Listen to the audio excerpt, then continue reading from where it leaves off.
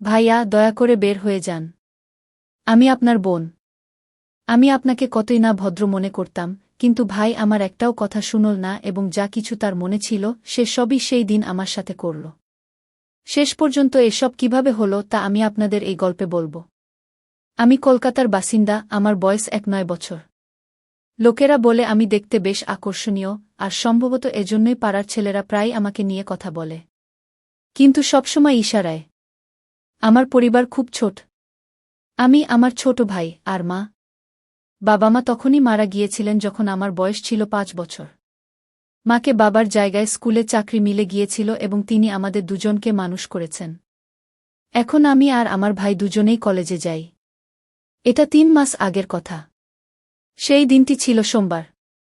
আমি ঘরে একা ছিলাম এবং কিছু করতে ইচ্ছে করছিল না। আমি মোবাইল দেখতে লাগলাম, হয়তো কিছু মন ভালো হয়ে যাবে। ঠিক তখনই মায়ের ফোন এল। তিনি বললেন আজ তার আসতে দেরি হতে পারে। আমি বললাম, ঠিক আছে মা, আপনি আরামে আসুন। তারপর জানি না কেন আমার মন খুবই খারাপ লাগতে লাগল। আমি বিছানায় শুয়ে পড়লাম এবং কখন ঘুমিয়ে পড়লাম তা টেরই পেলাম না। হঠাৎ ঘুম ভাঙতেই আমার মনে হলো কেউ আমার পাশে বসে আছে। আমি অনুভব করলাম কেউ আস্তে আস্তে তার আঙুল দিয়ে আমাকে স্পর্শ করছে।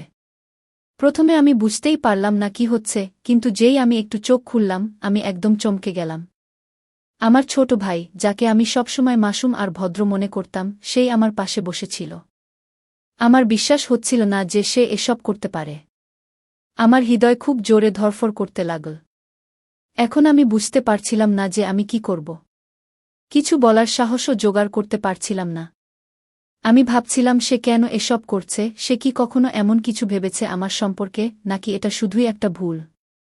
সেই মুহূর্তে আমার মনে অনেক প্রশ্ন আসছিল। আমি কি তাকে ক্ষমা করতে পারি? এটা কি এমন একটা ঘটনা যা আমি উপেক্ষা করতে পারি?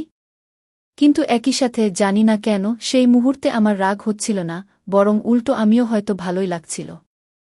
আমার বোধশক্তিতে কি কিছু ঘাটতি ছিল, নাকি আমি সেই মুহূর্তে অন্য কিছু ভাবছিলাম?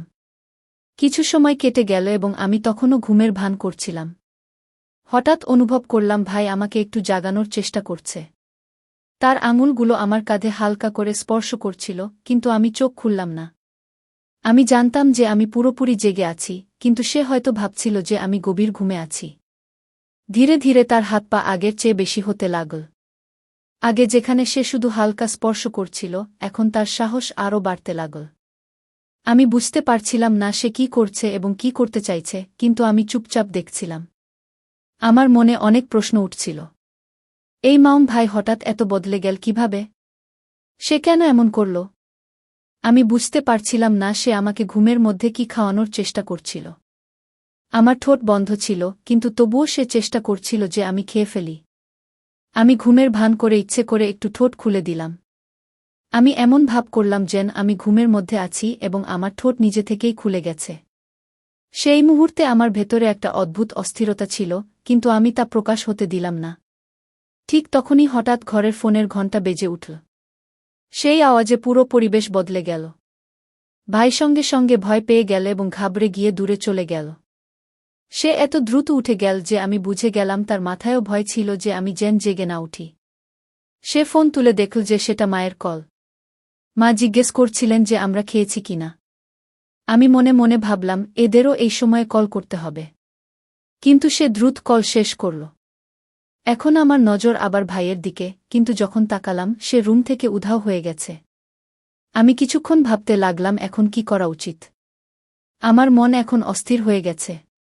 সেই ভাই যাকে আমি সবসময় মাসুম আর বুদ্ধিমান মনে করতাম, সে হঠাৎ এত বদলে গেল কিভাবে? আমি কি তার সাথে এ বিষয়ে কথা বলবো, নাকি এটা উপেক্ষা করে দেব? অনেকক্ষণ আমি আমার চিন্তায় ডুবেছিলাম। আমি ভাবলাম যদি আমি এ বিষয়ে কিছু না করি তাহলে হয়তো এই ঘটনা আবার ঘটতে পারে। কিন্তু যদি আমি তাকে কিছু বলি তাহলে আমাদের মধ্যে সম্পর্ক চিরতরে বদলে যাবে। তারপর আমি আর থাকতে পারলাম না। আমার মনে হুলস্থুল চলছিল এবং আমি ভাইয়ের সাথে কথা না বলে নিজেকে থামাতে পারছিলাম না। আমি তার রুমের দিকে গেলাম। ভাইয়ের রুম আলাদা ছিল, যেখানে সে প্রায় পড়াশোনা করে। আমি বুঝতে পারছিলাম না যে আমি তাকে কি বলবো, কিভাবে এই পুরো পরিস্থিতির মুখোমুখি হব। যখন আমি ভাইয়ের রুমের কাছে পৌঁছালাম দরজা অর্ধেক খোলা ছিল। আমি আস্তে আস্তে ভেতরে উকি দিলাম।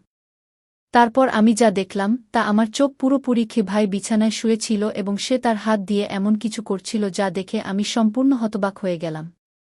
আমার হৃদস্পন্দন বেড়ে গেল, আমি কিছুই বুঝতে পারছিলাম না। আমার মাসুম ও সরল ভাই, যাকে আমি এতদিন শুধু একটি শিশুর মতো দেখতাম, সে এমন কিছু করতে পারে তা আমি কখনো ভাবিনি। প্রায় ৫ মিনিট ধরে আমি শুধু দরজার পাশে দাঁড়িয়ে তাকিয়েছিলাম। আমার মাথায় অনেক প্রশ্ন ঘুরছিল, শেষ পর্যন্ত তার কি হয়েছে? সে কি সত্যিই এমন করছে নাকি আমি কোনো ভুল বুঝছি? আমি নিজেকে শান্ত করার চেষ্টা করলাম, কিন্তু আমার চোখ তার দিকেই আটকে ছিল। আমি জানতাম আমাকে কিছু করা বা বলা উচিত, কিন্তু আমার কণ্ঠ থেকে কোনো শব্দ বের হচ্ছিল না। যে ভাইকে আমি এতদিন মাসুম ভেবেছিলাম, সে আমার সামনে সম্পূর্ণ অন্য রূপে ছিল। তাকে এই অবস্থায় দেখে আমি অনুভব করলাম যে হয়তো সে শৈশব থেকে এমন কিছু দেখেছে বা অনুভব করেছে যা সম্পর্কে আমি কখনো ভাবিনি। আমার মনে তার প্রতি ঘৃণা আসেনি, বরং আমি বিভ্রান্ত ছিলাম। আমি বুঝতে পারছিলাম না যে এটি আমার কোনো ভুল ধারণা নাকি অন্য কিছু। আমি ধীরে ধীরে দরজা থেকে সরে যাওয়ার সিদ্ধান্ত নিলাম। আমি জানতাম না যে যদি আমি তাকে এই অবস্থায় থামাই তাহলে আমাদের মধ্যে কি হবে। আমি মনে মনে ভাবতে লাগলাম যে সে আমার সাথে কিছু ভুল করেছে কিনা, এমন সময় সে আমাকে দেখে ফেলল এবং তারপরই ঘটল যা আমার ভয় ছিল। বন্ধুরা, এর পরে আমার সাথে যা ঘটেছিল তা সবই শোনার জন্য আমাদের মনমোহন গল্প চ্যানেলটি সাবস্ক্রাইব করতে ভুলবেন না। যদি গল্পটি ভালো লেগে থাকে তবে লাইক ও শেয়ার করুন। ধন্যবাদ।